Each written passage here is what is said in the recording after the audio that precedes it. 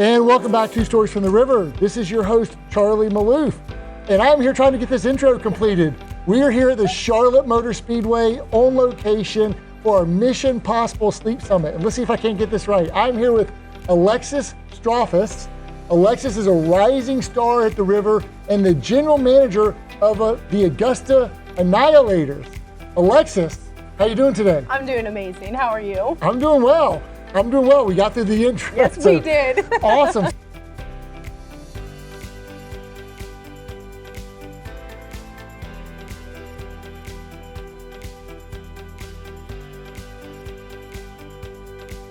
So, Alexis, is this your first podcast? This is my first podcast, yes. First podcast, okay. And how long have you been at the Augusta store? I've been there since late August, so just getting ready to start in September. So I think it's the 27th. So it's in September of 2024? Yep. Yeah, so not even a 1 year memory maker. Nope, almost though. It's crazy how fast time's gone. It's been so wonderful. Yeah, and now, but you're not new to Ashley per se. No. Let's go back a little bit into your background. Like, how long had you been with Ashley?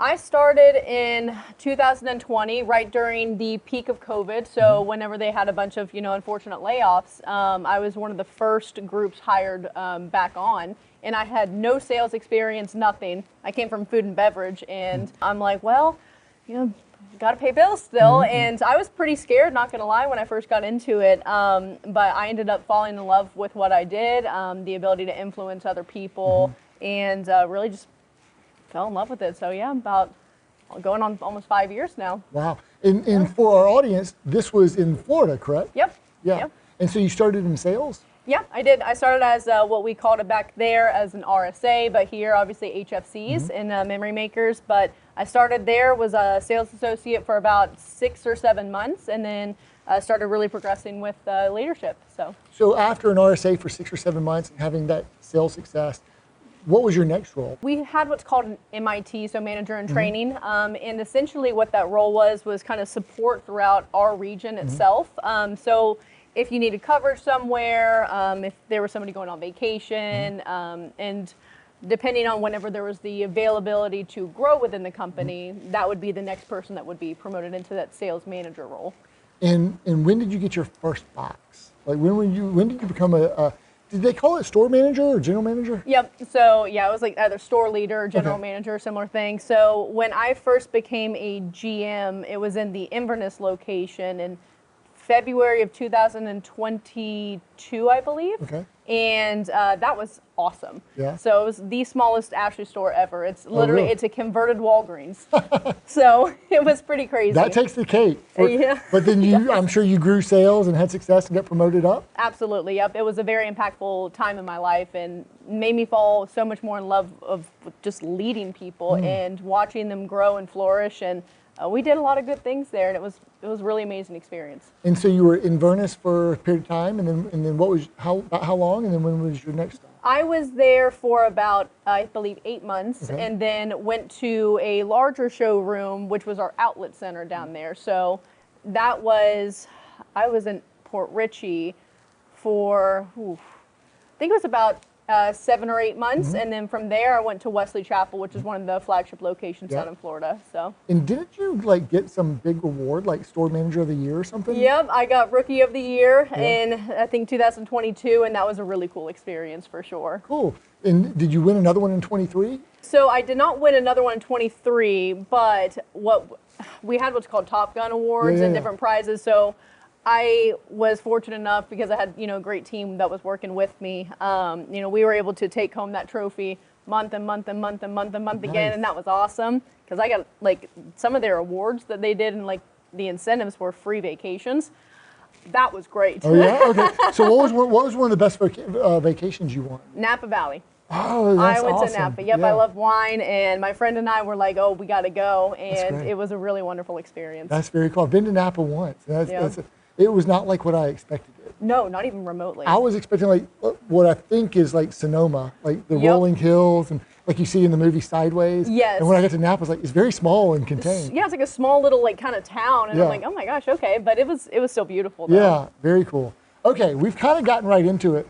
Now, Alexis, we're in I'm glad I didn't call you Augusta for once. So, we're in a interesting, I've not done a one-on-one interview. Where are we right now? What are we looking at that the audience doesn't see? So we are currently in the smack darn center of this beautiful raceway, and we're in Concord, right? Yeah, we're in Concord. Oh, yeah. Concord, North Carolina. Oh, yeah. At the Charlotte Motor Speedway. I guess here in about a month or so, they'll have the Lowe's 600. So we're looking at the windows, I guess, here in the seats. We're not in the grandstands, right? We're in the air-conditioned seats here, Yes. looking onto the track. Okay, so what brought you to Broad River Retail? What brought you to the river?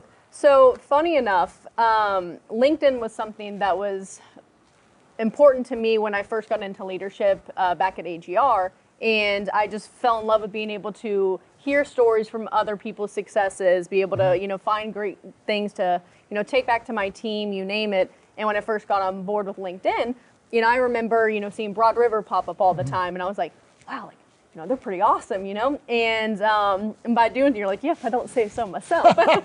But anyways, I remember connecting with you and Mr. Stacy, and I had the opportunity to follow you guys for years. And I remember when I had left AGR and took a new, role in something completely different from what we do now. And Mr. Stacy had reached out to me, and he was like, can I have a few minutes of your time? And I'm thinking, oh, okay, I wonder what that's about. Not thinking it would be, a potential offer to come up here. And I remember I was on a golf course, and my boyfriend and I were playing, and Mr. Stacy and I had a wonderful conversation for about an hour, and while I'm golfing too. And don't get me wrong. Excuse me, Stacey, I got to take his shot. Okay, that's exactly what I did. I had Colton holding the phone on speaker. I was like, Mr. Stacey, I'm so sorry, I'm about to hit my drive. And he was like, hit him straight. It was a wonderful time. But just the connection through LinkedIn is really what brought me up here, and the trust of what Broad River does. And you can even see that just from being a bystander and just looking on social media, you see the impact of what Broad River really brings to the table and can do to influence people and grow people. And it was mesmerizing. So I had no problem saying yes and moving myself and my boyfriend Colton and my two little dogs. They're not little, they're big dogs, but they're my babies. Yeah. Well, there's so much there I want to unpack. Now, had you left AGR at the time? Oh, yeah. Okay, so you had left there and you were in between jobs, I guess? I was planning on starting a new role, similar-ish to sales, but it was more or less for the county. Yeah. And so it was going to be for school teachers and education side, which is different from me. But I still, I thought it was going to be nice, but there's no place like home with Ashley. Well, I think we had seen that you had left, and so I think Stacy reached out. Now, the first thing I want to unpack is I love that you called him Mr. Stacy. Oh, it's Mr. Stacy. Yeah, Mr. Stacy. I think you've called me Mr. Charlie maybe during the interview process or something, which always reminds me that I have crossed into a new decade. So you don't feel old until people start calling you Mr. such and such. Now, I am from Tennessee. I lived there for 11 years. During my formidable years, you could be younger than me and I'll still call you, thank you, sir, thank you, ma'am. But I have to get out of that habit sometimes. It's all good. Let's just get, I love the Mr. Stacy. That's awesome. Now, were you competitive growing up? Because, retail unlocks a little bit of those competitive juices, right? Oh, yeah. I was so competitive. So did you play sports? How are you competitive growing up? Yeah, so I played competitive soccer, competitive softball. I did competitive volleyball for one season, and then just really played school ball instead. And then, obviously, golf was the whole year, so. Yeah, because I want to kind of talk about that relative to leadership. But I do also want to, there was one more thing I did want to unpack. We also saw you on LinkedIn as well. You were always shouting at your team and celebrating your team, and really stood out as, in winning awards and accolades, Top Gun, Rookie of the Year. And so we were cheering on your success from afar and really excited to see how you were growing down there in Florida. And so it's interesting how LinkedIn can kind of bridge the gap. It really was so wild. I never thought in a million years that I would be taking a leap of faith to move my whole, my life, my livelihood, move away from my family. Because it's LinkedIn, just because of that one app, but it does so many wonders for so many people and creates so many opportunities. And I am so grateful for that app. So we had this opportunity in Augusta because we were opening a new store in Aiken, South Carolina, or we had just opened it. And so we had the GM opening in Augusta, and you were willing to come in there. I guess now I know why, because you're a golf fan. Yeah, absolutely. So gotta get you on Augusta National. Oh my gosh, yes, it'd be a dream. So you came in there, and now that was I think it was the Augusta Soul. Yep. And so I want to ask you, because recently you just rebranded. We like to say purpose begins with identity. Of course. We're in the purpose business, furnishing life's best memories, and you guys just went through a new rebranding and identity, the Augusta Annihilators, and then also you're now taking the Augusta store, you and the team. I know Jefferson and some of your leaders there. Jefferson's here speaking on the town hall at the summit, but are taking the store to new heights beyond even what it was doing before, the Aiken store was there. So it's really great to see, and I'm sure the sky's the limit. So I want to get into infusing competitiveness into leading teams, your thoughts on leadership, and then just the rebranding. And so I asked you 3 or 4 questions all at once. Oh, you're good. Why don't we start with just why don't we start with this? What did you talked about the culture and what you saw from afar. So when you came to experience it, how did it meet or differ from your expectations? So it exceeded by far. Wow. Okay. It really did. Now, of course, coming from a different branch of an Ashley, right? So AGR. So AGR is Ashley Global Retail, which just means corporately owned stores in Florida. Yep. So coming from Ashley Global Retail, obviously I've been here within the industry for a long time, but doing it here, I was so excited to see what, even day one was. I got this wonderful video that welcomed me and was super excited that I was here. Mr. Stacy was in it, Carl was in it, Dana was in it. There was just so many smiling faces welcoming me. And that in itself was a cherry on top. I'm like, this is exactly what I had, dreamed of. So we got off on the right foot. Absolutely. And first impressions, of course, mean so much in our industry as well. And I was just super excited to be able to just get going, get riled up, and really meet my team. And with me having led a bunch of different locations back in Florida, I understand that the first time that you're getting into a new location, you want to understand the team, you want to understand the behaviors, and kind of start from ground zero. And for myself, with me being so competitive, it was harder for me to be able to just come in here in a whole different environment and really, really just be receptive on, what we do here at Broad River and how I can take us from here and just elevate it like crazy. And that's where I think that the competitive nature within me helps a ton, because I don't like being second. And I get so close on these Yoda calls, and I'm like, oh my gosh, I just got to get one more, and it will drive you and ultimately drive your business. And the Augusta Annihilator piece is, I'm competitive, and I've played competitive sports, and respectfully, we want to annihilate all of the competition. And for me, my team, we all voted on it. It took me a few months because I want it to be a team thing, and it's not just my decision, and you can't lead with it just being you as a manager. That means you're a manager and a boss, you're not a leader. And so for my team, it took us some time to really think about what we want to do and set our goals for 2025. And the vulture was something very unique for me. I can't say it would have been my first choice.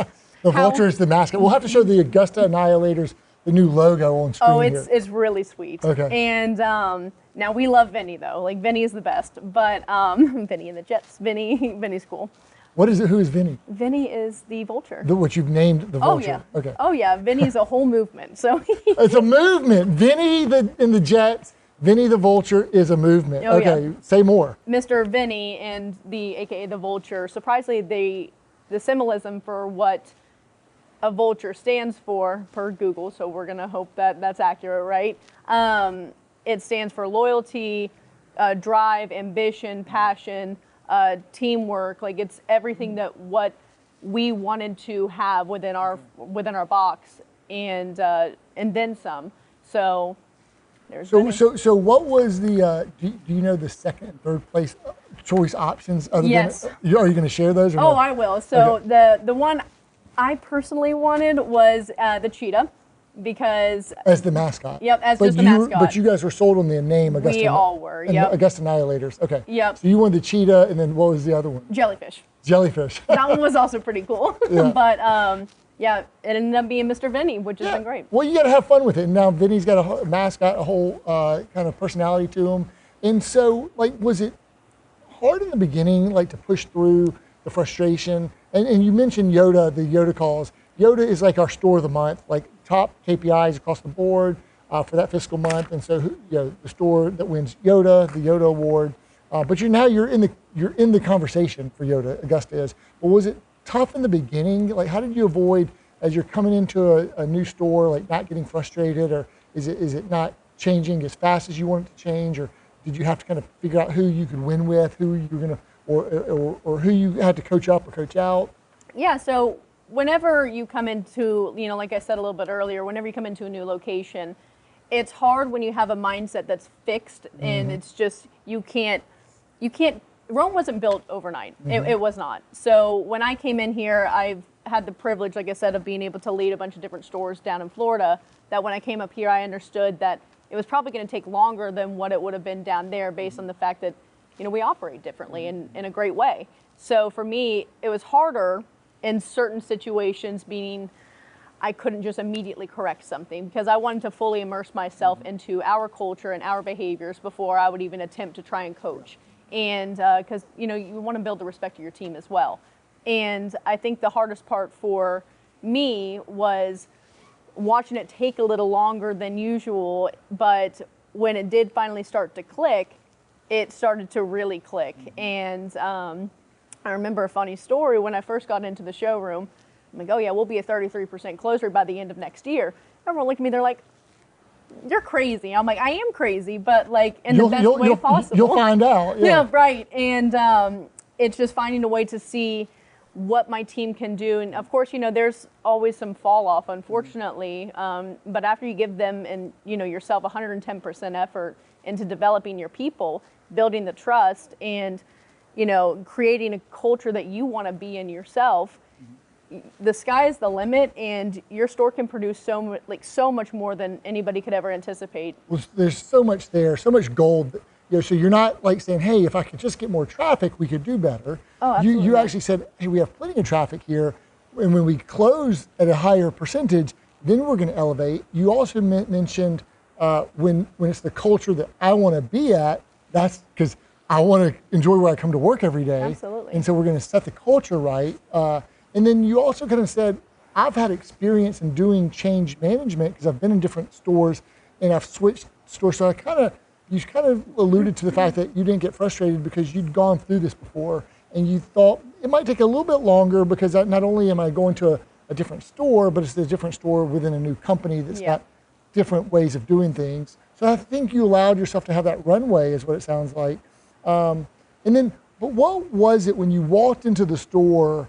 And maybe it's like, what did you love about the store? What do you love about the store? But what was it that you said, oh, we'll be a 33% closed conversion rate store? So when I saw most of my team, and I say most of it because one of my associates actually was getting married that day, so I didn't get to meet all of them on my first day, unfortunately. But on the first day, I see them all connecting and just truly having meaningful conversation, smiling, laughing, and following the processes. And of course there's fine tuning, but that's everywhere, and nothing's perfect ever. So but I'm looking at how well they were able to connect. It was just really the closing aspect, and when I'm just observing, I'm thinking, holy cow, like I have an amazing group of people who can talk to a brick wall. I'm like, they're just like me, like this is great. And so when you're saying you're watching how they connect, it's with their guests or not with each other per se? Correct. Okay. I mean, mainly for that one, yes, it's with their guests, but also to the internal connection and the TO culture that we have, not just with myself and my sales leaders, but with one another. So TO is, some might say a turnover, but you might say... well, I'd say turnover, yeah. Or I thought you were going to say a team opportunity. That as well. I actually haven't heard that one. Oh, you haven't? I haven't heard that one. That's a great idea. We learn something new every day, right? on Stories from the River. But that's what people, try to say it in a little, maybe a more memorable fashion. Yeah. Turnover, team opportunity. Yeah, that's lets great. people know it's all for the team. Like it. But okay, so the Augusta store is our only 2-in-1 store with 2 different entrances. So when I say 2-in-1, Ashley Store and Ashley Outlet in 2 different entrances, does that, with an entrance in in the middle in between to go from one kind of store to the other, does that help or hurt? And what do you like about that or not like about that setup? So I think all in all it helps because a lot of times people think of an outlet as I'm going to grab something, I'm going to leave with it today, but there's also that, the group of people who come in there, might be their first home, first apartment, or just might be what they can handle financially, which is fantastic about Ashley because we have good, better, and best. We have all options for everybody. But by having the ability to have guests come through the outlet and, show them how great all of our products are, the array of things that we have, and not only that, then be able to transition them through our processes like, VIP, finance. So you're walking them through kind of, hey, you can still take advantage of some of the great things that we have in either Of course, store. and step them up. Yeah, you're going to find out what you like. And by the way, it could be, you may think you're on a budget, but it could be super affordable to get this other type of bedroom or mattress, what have you. Okay, so we've bounced around a lot of places, but we're covering a lot of ground. We talked about the Sleep Summit. This is going to be your second Sleep Summit. Yep. What was your experience at the first one? Because you would have been with us like only a month in or so. Yeah, I think it was about a month.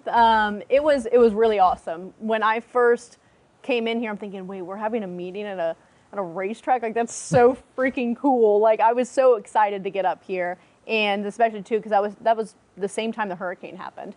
So my team was unfortunately unable to make it up because we were all still turning on power and water, and I was in the same situation. So I was also very excited to get up here. Yeah. I got a shower, some AC. It was a wonderful time. But not only not trying to bring up bad memories there. Right. No. But I will say though, Miss Dana, the whole company came together beyond you and Mr. Manny and everybody. It was so impactful for the people that were affected in our own 4 walls. So that was awesome. But coming up here was so cool, and understanding in a group setting, again, I was a month in, so I had been with Ashley, but not here with Broad River, and being able to get so much insight on the whys behind what we do and, get to meet people in a different environment than just your own store. Yeah. It was a really cool thing. Awesome. Okay.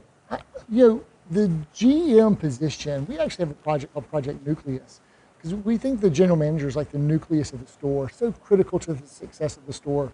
So let's go into that a little bit. Did you always have your eye on leadership, or did it evolve over time? So I would say I've always had my eye on leadership, but not because of title or anything like along those lines. Just through sports and playing travel soccer, especially. I was a captain typically based on not even skill set. There were some people who were they were a little faster than me, and I would continue to push myself and. But it was my ability to influence and uplift others in a way that makes them feel right and feel good. And when I got in with Ashley, I saw, I was very bad, by the way. I was the worst sales associate in the world. I was shaking trying to present pricing the first time I did. It was the funniest thing.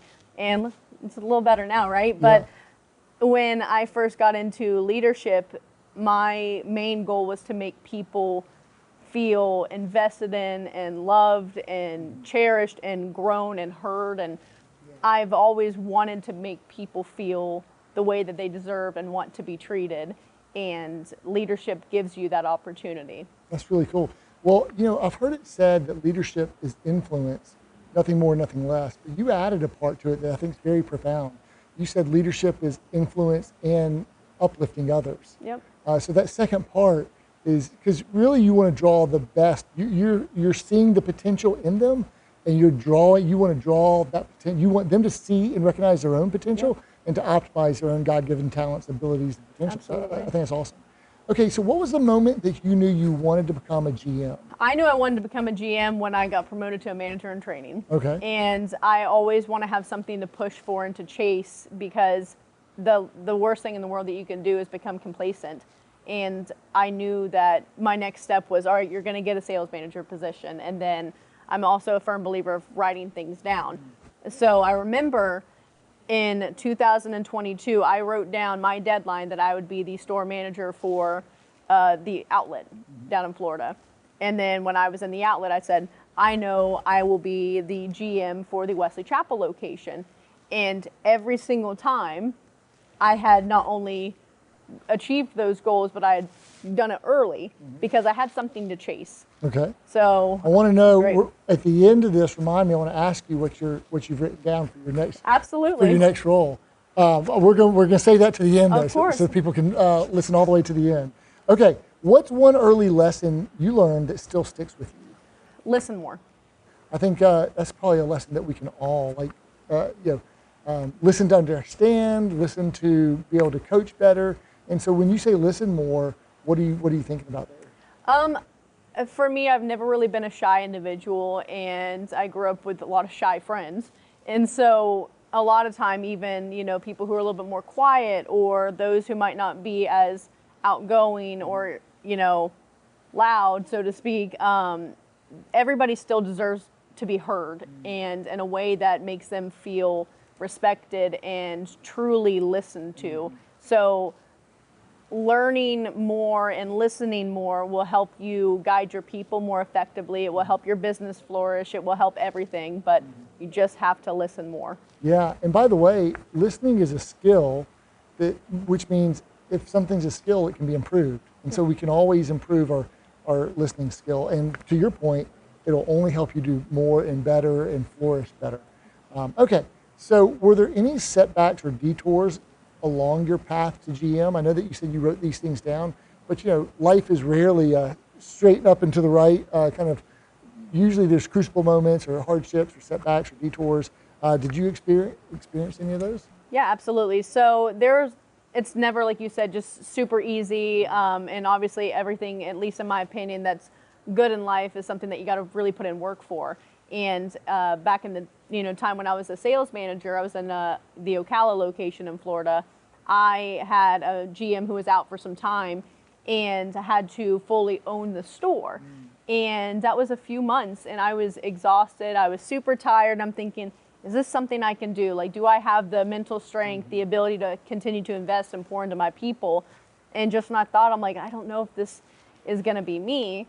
Within a week, I was promoted to GM, and I had some bags under my eyes. I was tired, but you know what? It was the best feeling in the world, knowing that, how much work you put into something can get you the result that you deserve. So many times, this is a mental game more than anything. Oh, yeah. And the soundtracks playing in our mind, how we can kind of control those and still do what we need to do, or have that resiliency. So that's a great story.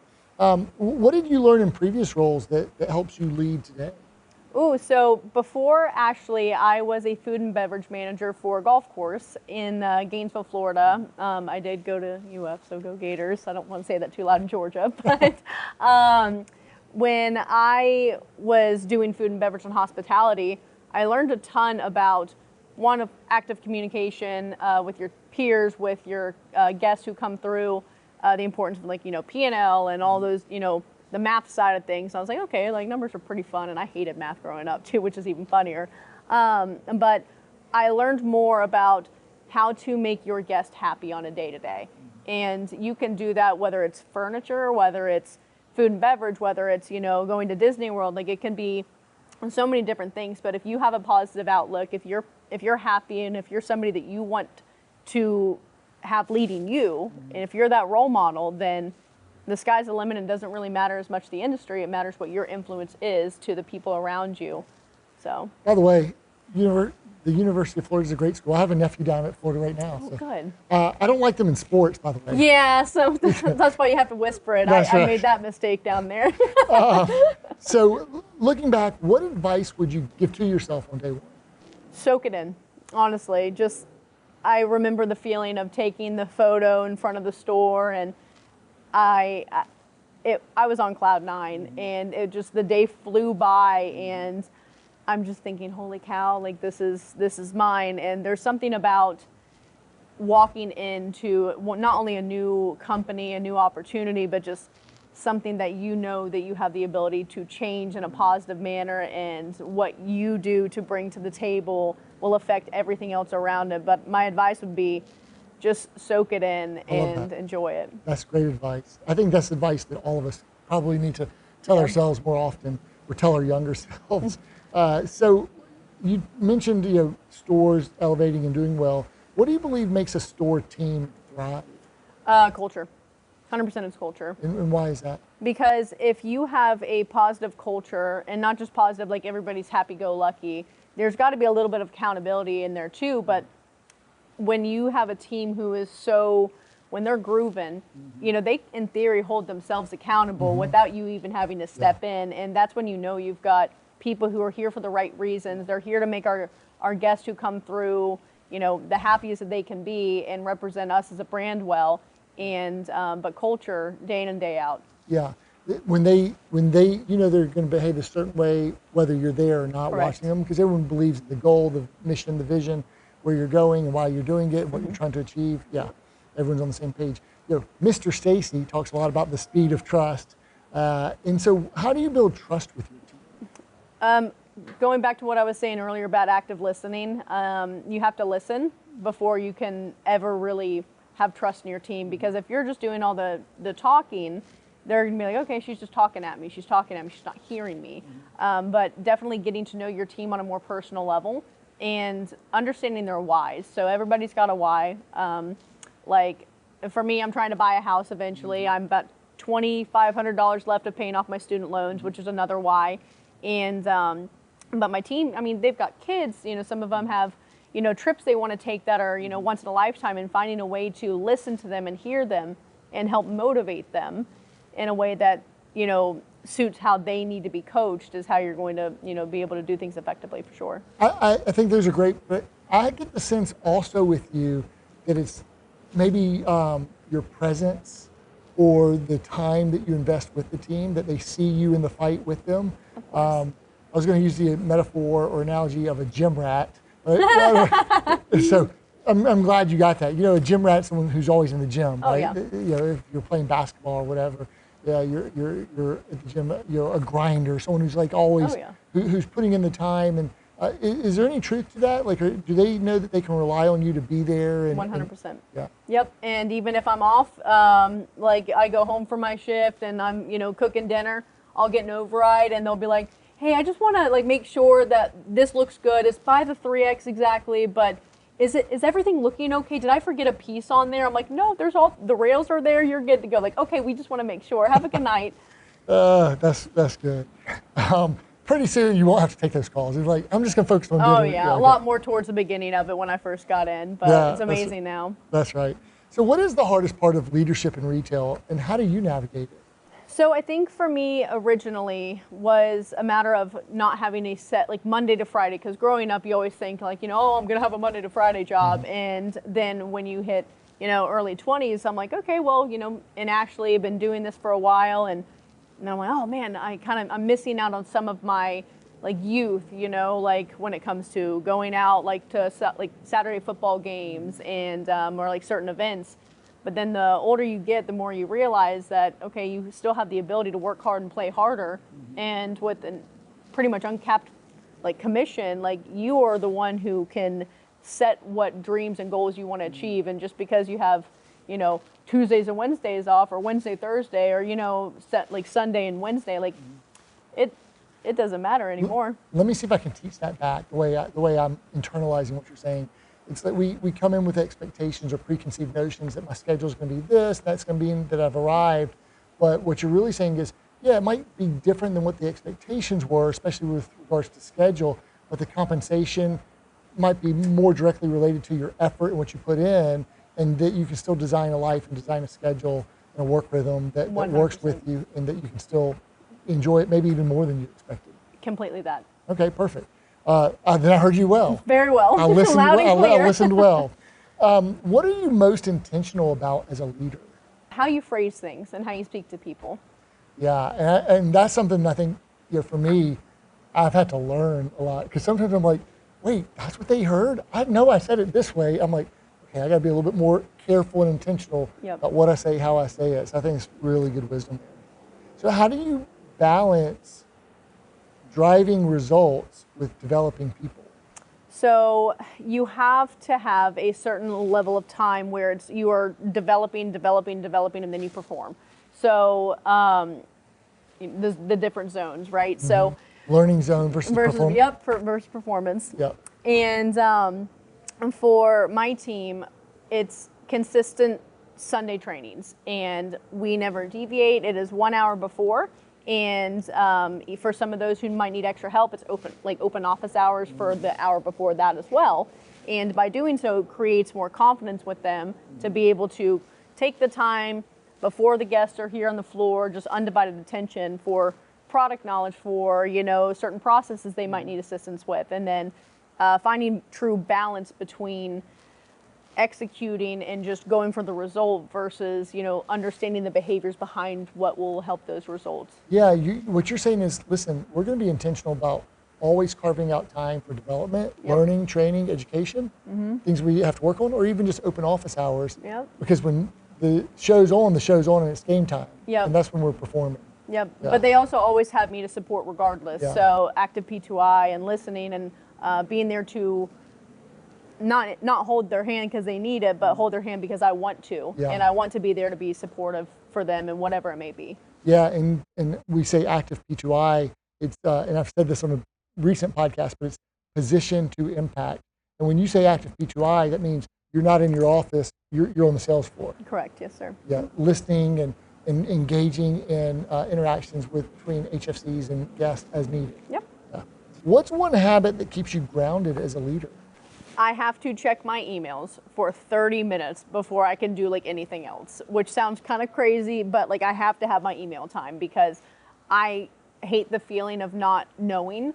And for myself, I would rather get there an extra 30 minutes early and look through my emails and ensure that I'm set up for the day, so then whenever I can be here on the floor, I'm able to devote 110% of my attention to the guests that are coming through and my internal guests as well. Yeah, and what is implied with that, I think, is what you're saying is what's really important is being on the floor, and I'm going to prioritize that. And so in order to do that, I've got to design my workday and my schedule, my rhythm, so that I take care of the administrative stuff beforehand. Of course. Yeah, it's really Time really, management, so to speak, That's right? right. Yeah, of course. One word. What would you use to describe the culture at your store? Awesome sounds pretty lame. We are way cooler than awesome. I would say exhilarating. We'll go big, right? Okay, exhilarating. I was going to say you could say amazing, but I think any of those work. Awesome, amazing, exhilarating. We'll use yours. And what's something unique about your team dynamic, about the vultures, about the annihilators? So it's almost like close friends / family. When I was talking earlier about how they will now hold each other accountable in a way, it's not in a negative manner. It's I know you didn't just go give up on the first no, go back there. And it's knowing that we've created a culture so positive about the team itself holding each other to a different standard and uplifting people in a way that's positive.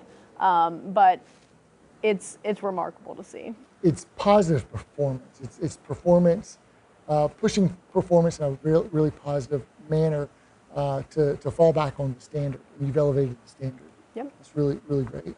And what's a recent moment that made you proud to be a GM? Not only being able to speak with you on this, that's been incredible for me, but I would have to say being given the opportunity to speak in front of my peers here in a little bit about Mr. Vinny and the importance of prospecting. I love it. I love it. And what would you say to a top performing HFC who's thinking about becoming a GM? Do it. Yeah? Do it. Okay. And why is becoming a GM at the River a rewarding next step for someone in sales? The amount of tools you have to be successful, the amount of true care, the amount of knowledge that's poured into you, the opportunities to grow, I can keep going on and on. Do you think that you need to be, in sales, I tend to think you might have a little bit more of a leaning towards being self-intended and for your own success. Do you find that there's you have to go to the next level where you're also really caring for others' success? So I would say that they kind of, for me, go hand in hand. So you have to care about yourself first before you can effectively help other people.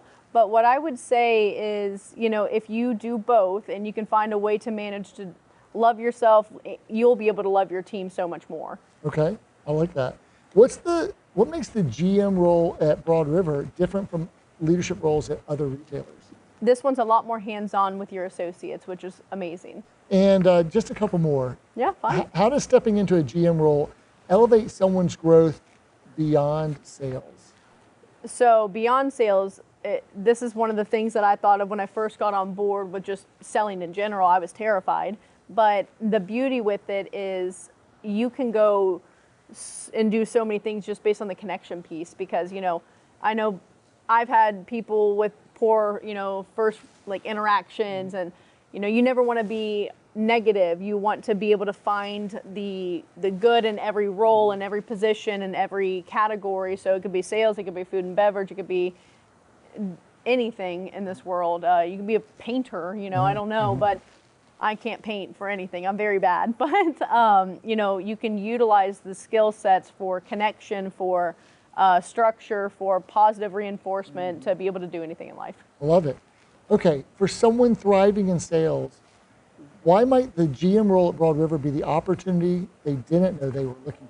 Well, because that was how mine was for sure too. So I can tell you firsthand that it's a phenomenal opportunity if it's something that, if you care about people and improving others and the greater good for what you do, and if you love the company you're working for, why not? Alexis, there's no doubt you're a rising star in our industry and at the river. I can't wait to see what you accomplish and achieve in your career, because I know it's going to be amazing. Actually, I'll edit that. It'll be exhilarating. There we go. So having said that, earlier in this interview, I said, hey, have you written down your next goal or your next job? And so I'll come back to that now. Have you? I have, actually. Okay, and can you share that with us? Yep, so I would like to be a regional manager by the year of 2027. Okay, regional manager by 2027, by the end of it or by the beginning of it? By the end of it. Before the end of 2027, and by the way, we've had several people who followed that career trajectory and have done it well here at the river. So we've got Alexis Strafuss, and so I'm sure you're also thinking about what skill sets do I need to.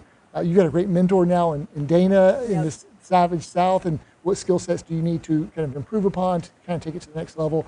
We're cheering you on. I have no doubt that you'll continue to soar. Rising star in the industry here at the river, Alexis Strafuss, the general manager of the Augusta Annihilators. Try to say all those A's. We'll have a phenomenal rest of your GMRX, sharing about the Augusta Annihilators, and then for the Sleep Summit. And if you're on the track here in a few hours, have fun driving around the track, or maybe I'll see you at Topgolf. All right. Yes, sir. Thank you.